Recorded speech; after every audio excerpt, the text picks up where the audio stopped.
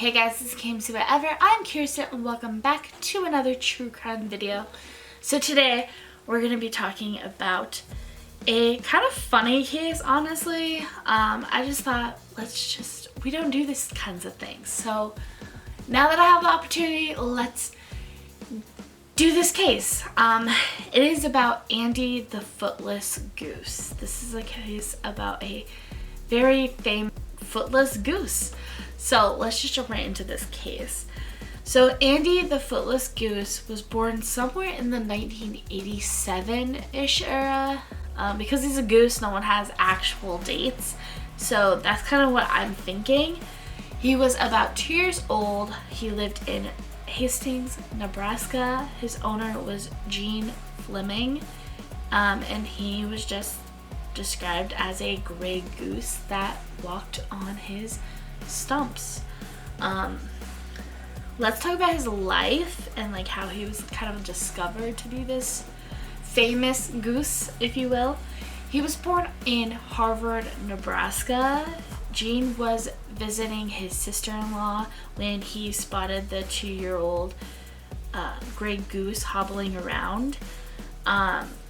He was literally walking on his stumps at this point. So Gene was actually a part of a charity that helped with disabled children. Could not think of the word. So he felt like Andy really needed some help. He ended up doing a trade where he traded 2 more valuable geese to the owner of Andy, and in exchange he took Andy and Andy's mate Polly. He ended up taking them to his 91-acre farm outside of Hastings. He fitted Andy with a $13 pair of size 0 baby shoes that he walked on. That only ended up lasting a month. So he ended up switching to sneakers because they're just built differently. He ended up holding Andy up for 3 hours for Andy to like learn what he was supposed to do with these shoes on his feet. And when he figured it out, he started to strut around like he was like a peacock. Like, you know, they strut around all beautifully majestic. He was strutting his stuff, that's for sure. He really liked having his shoes. He ran, he swam, he flied, he showed off. And he showed a lot of affection towards Gene for gratitude, really, to help him learn to walk. Andy kind of became a local celebrity in a way. Everybody knew him as he was the goose that wore shoes. Do you know a lot of geese that wear shoes? Probably not. So he was at public appearances and children just were super happy to see him and he loved it.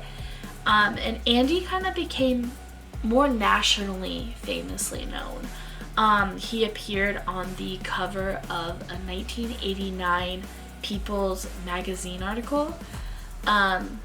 And from there, he also was a guest star on The Tonight Show in 1989. And in fact, the company Nike even reached out and gave a lifetime supply of size 0 shoes, which would have came in really handy for Andy for his whole life, because if he was going through them every month, that is an expensive thing to do for a goose.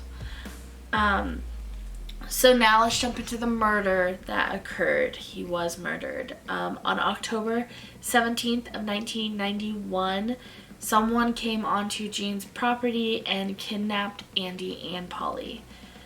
His body was found in a park dismembered. His wings and legs were found with the shoes still on him, but his head was missing. Polly was never found. We have no idea what happened to Polly. Gene's granddaughter said that she was the one that named Andy after her bully. She says that someone had to have known where Andy's cage was because it wasn't very well known where he was. because the property is just so big, and you would have had to have known where that cage was that had Andy in it. And the footprints near the cage were very unfamiliar. Nothing was adding up. The town ended up raising $10,000 of reward money to try to get information for this killer. People thought it could have been a former employee.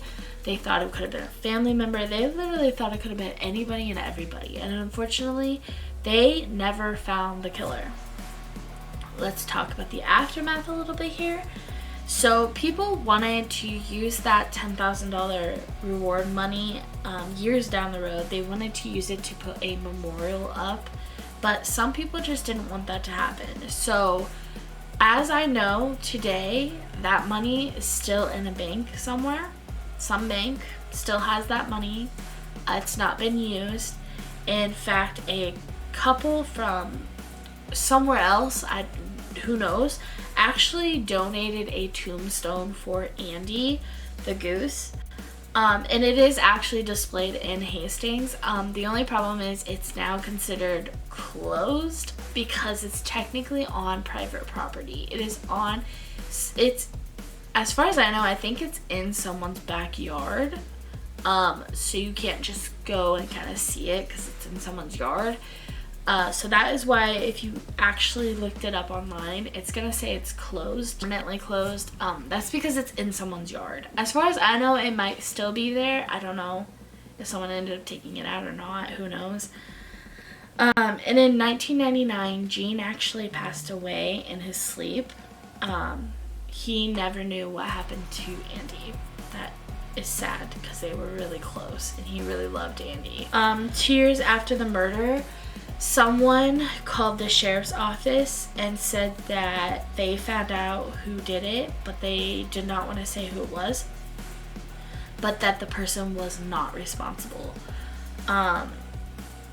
It is believed that the police know who did it, and they're just not saying who it is because they are afraid that the town will retaliate and harm these people or take revenge for this whole thing. And so this case actually still remains unsolved, but a lot of other people think that the reason why the person is not responsible is because maybe there is a disability that maybe they just didn't know that they were doing wrong or something along that nature. There's been a lot of rumors about it, but yeah, that is the whole case. Not much, but I thought this was just too interesting to not want to do. So of course I will leave you with some photos of this.